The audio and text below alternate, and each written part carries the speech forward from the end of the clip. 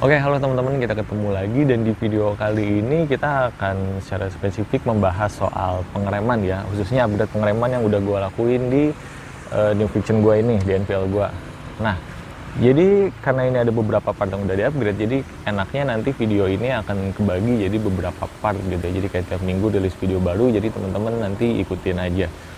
Nah, sebelum kita bahas part apa aja sih yang udah diganti, gue mau sharing dulu sih sebenarnya.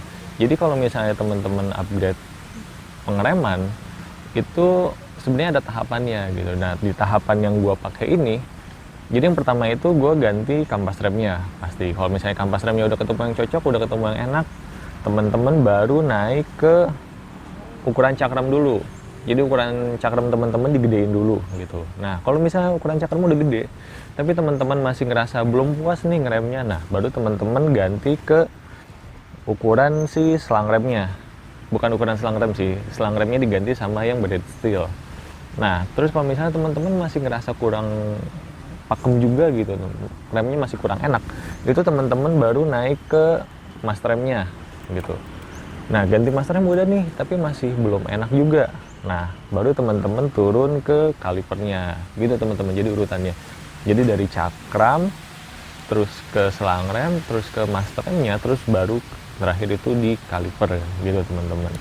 Nah, di video yang pertama ini, di part pertama ini gue akan bahas dari cakram dulu kali ya, karena kalau misalnya kita bahas kampas rem itu kan orang-orang cocok-cocokan ya, ada yang cocok dengan merek A, B, C, dan itu bahasannya udah banyak juga di video lain, jadi kayak kita bahas dari cakram dulu. Nah, kalau misalnya teman-teman lihat di sini, ini cakram atau velgnya masih kelihatan kayak bawaan New Fiction biasa ya, tapi aslinya enggak teman-teman. Jadi dia ini udah pakai velg depan R15 dan cakramnya juga punya R15 yang V2 gitu. Dan buat catatan, cakram R15 V2 sama V3 itu beda ya teman-teman. Seatingnya sama, lubang bautnya, cuman ukurannya kalau yang V3 dia lebih gede gitu. Nah, ini gue pakai cakram R15 V2, ukurannya itu dia 262, sementara kalau ukuran Fiction biasa itu 240 mili gitu. Jadi kayak lumayan naiknya 22 mili ya gitu.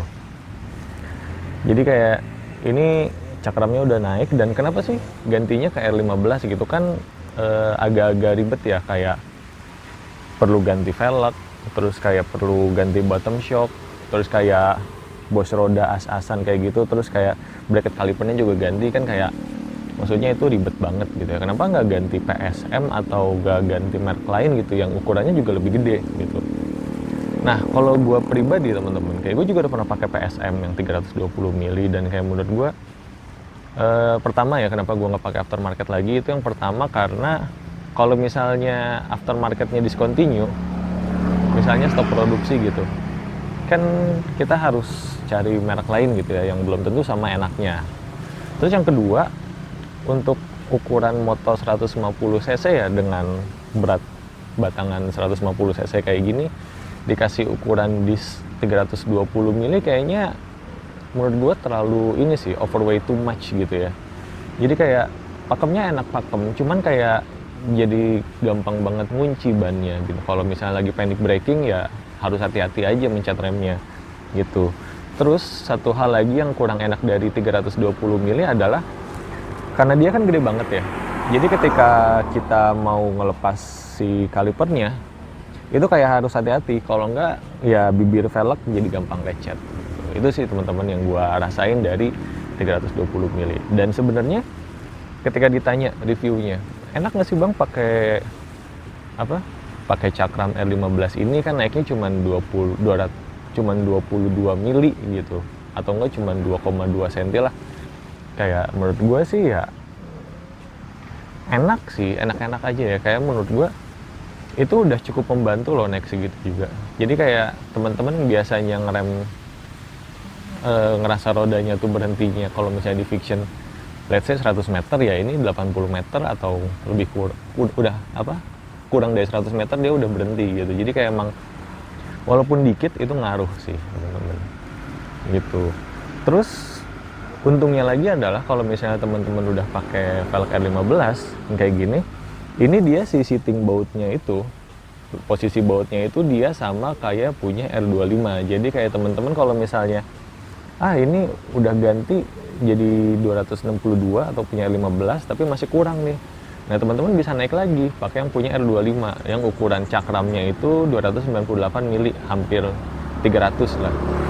Betul. Kan itu lebih gede lagi, cuman nggak segede PSM. Jadi kalau menurut gua ya emang 300 mili itu udah maksimal, paling enak, paling aman sih kalau misalnya untuk di 150 cc. Nanti juga bongkar pasang kalipernya juga gampang dan sebagainya, dan ketersediaan partnya ya karena itu bisa pakai cakram ori R25 atau bahkan punya Ninja ya, jadi akan terjamin sih gitu teman-teman.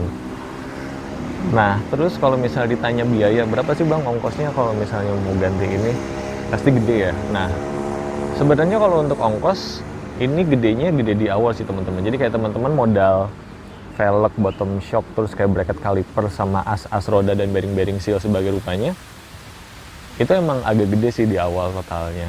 Tapi kalau misalnya udah dipasang, kan teman-teman jadi punya velg depan nganggur, bottom shock depan nganggur dan sebagainya, itu bisa teman-teman jual.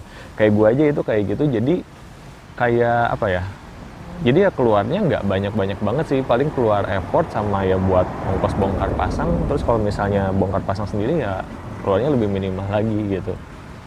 Jadi gitu sih teman-teman.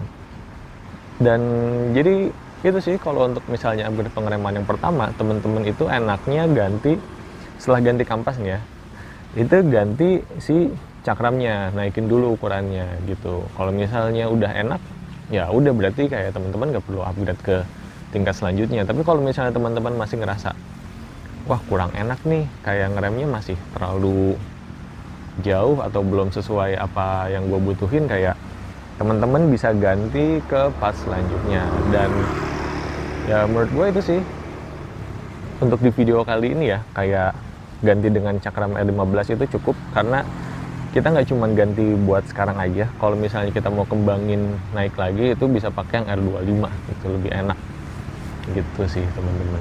Jadi sekian dulu videonya, terima kasih udah menonton. Jangan lupa untuk like, share, dan subscribe. Kalau misalnya masih ada yang kurang jelas gitu, itu teman-teman bisa langsung tanyain aja di kolom komentar, dan nanti kita akan ketemu di part 2 dari video ini yang akan bahas soal si selang rem ini.